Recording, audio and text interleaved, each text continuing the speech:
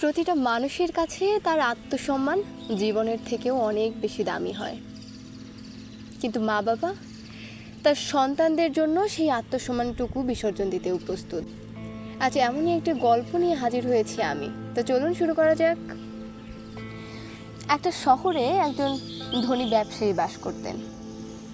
তার জন্মদিন খুব তাড়াতাড়ি আসছিল, তো তিনি সিদ্ধান্ত নিয়েছিলেন তার জন্মদিনটা এবার খুব বড় একটা অনুষ্ঠানের মাধ্যমে পালন করবেন।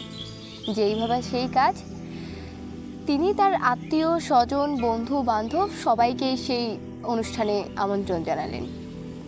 তার বন্ধুদের মধ্যে একজন ছিলেন একদম হতদরিদ্র পরিবারের, কিন্তু তিনি সেই হতদরিদ্র বন্ধুটিকেও তার জন্মদিনের অনুষ্ঠানে আমন্ত্রণ জানালেন।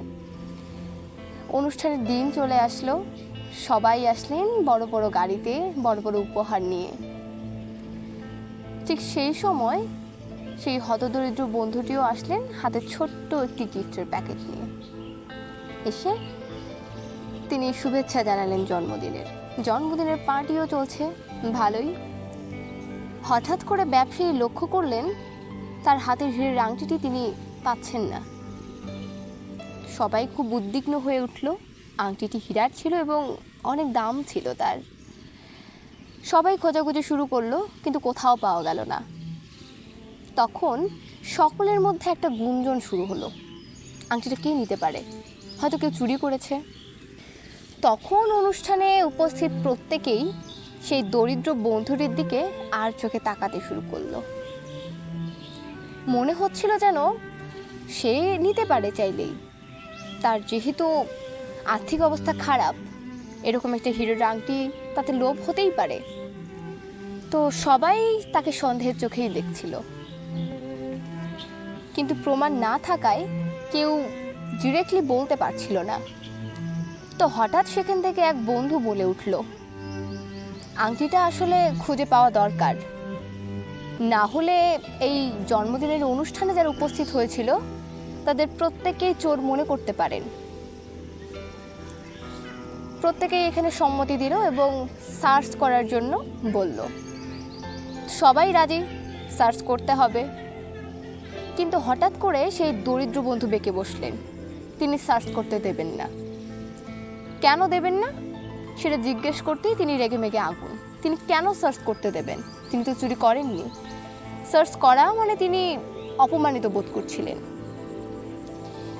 অনেকেই অনেক বাজে মন্তব্য করা শুরু করলো সেই সময়।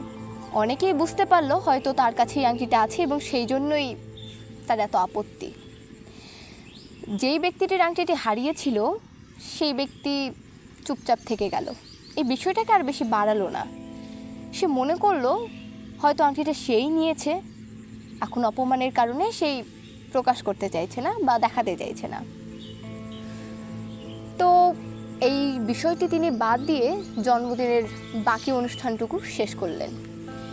এরপর প্রত্যেকে নিজেদের বাড়িতে ফিরে গেলেন। রাত্রিবেলা সেই ব্যবসায়ী নিজের ঘরে গেলেন, জামা কাপড় চেঞ্জ করে সাধারণ পোশাক পরে তিনি রাতে ঘুমোবেন। ঠিক এমন সময় কোটের ভেতরের পকেটে তিনি একটা হীরের আংটি খুঁজে পেলেন। তিনি বুঝলেন আংটিটা তার কাছেই ছিল, হারিয়ে যায়নি। তিনি হয়তো পকেটে হাত ঢোকানোর সময় আংটিটা কোনোভাবে খুলে পড়ে গেছিল এবং তিনি খেয়াল করেননি। ঠিক সেই সময়ে তার মাথায় কিছু অদ্ভুত প্রশ্ন আসলো, যে আংটিটি তো হারায়নি, তো অবশ্যই তার দরিদ্র বন্ধু সেই আংটিটি নেননি, সেটা সে জানতো, তাহলে চেক কেন করতে দিল না? এই প্রশ্নটাই তার মাথায় অনবরত ঘুরতে থাকলো এবং সে সিদ্ধান্ত নিল যত তাড়াতাড়ি সম্ভব সে সেই দরিদ্র বন্ধুটির বাড়িতে যাবে এবং এর কারণ জিজ্ঞাসা করবে, কেন সে এভাবে অপমানিত হলো সবার সামনে। কারণ সে তো বলতেই পারতো সে আংটি নেয়নি এবং সে চেক করাইতেই পারতো, তাহলে তার কাছে আংটিটা খুঁজে পাওয়া যেত না এবং তাকে কেউ চোরও বলতো না। ঠিক বেশ কয়েকদিন পর তার কাজের চাপ যখন অনেকটাই কমে গেল, তিনি তার বন্ধুটির বাড়ি থেকে উপস্থিত হলেন, তার সেই দরিদ্র বন্ধু। গিয়ে দেখলেন তার বন্ধুটি খুব সাধারণ জীবনযাপনই করে। দুই বন্ধুর দেখা হওয়ার পর তাদের কুশলাদি বিনিময় হলো। ঠিক এভাবেই কথাবার্তা আগাতে আগাতে একটা সময় সেই ব্যবসায়ী বন্ধু তার বন্ধুটিকে জিজ্ঞেস করেই ফেলল যে আংটিটি যখন সে নেয়নি তখন চেক কেন করতে দিল না। সকলেই যে এত অপমান করলো, এত কিছু সহ্য করলো, এটা না করলেও তো পারত। তখন সেই দরিদ্র বন্ধুটি মুখ শুষ্ক করে তার বন্ধুকে জানালো আসলে সেদিন সে আংটি চুরি না করলেও কিছু মিষ্টি চুরি করেছিল তার ছেলের জন্য। তার ছেলে বেশ কিছুদিন থেকে অসুস্থতায় ভুগছিল, কিন্তু যথেষ্ট টাকা না থাকায় ডাক্তার দেখানোটাও মুশকিল হয়ে পড়েছিল তার জন্য। ঠিক এমন সময় তার ছেলে বায়না করেছিল মিষ্টি খাবার, কিন্তু মিষ্টি কেনার টাকা তার ছিল না। যে টাকা ছিল তা দিয়ে ঔষধই নিতে হতো, ডক্টরকে দেখাতে হতো। কিন্তু যখন সে তার ধনী বন্ধুর জন্মদিনের উৎসবে গেল, আশেপাশে কেক মিষ্টি এত কিছু দেখলো, তার সন্তানটির কথা তার মনে পড়ল। তখন নিজের দ্বিধাদ্বন্দ্ব ভুলে সে দুটো মিষ্টি চুরি করে তার পকেটে রাখলো, টিস্যুতে মুড়িয়ে।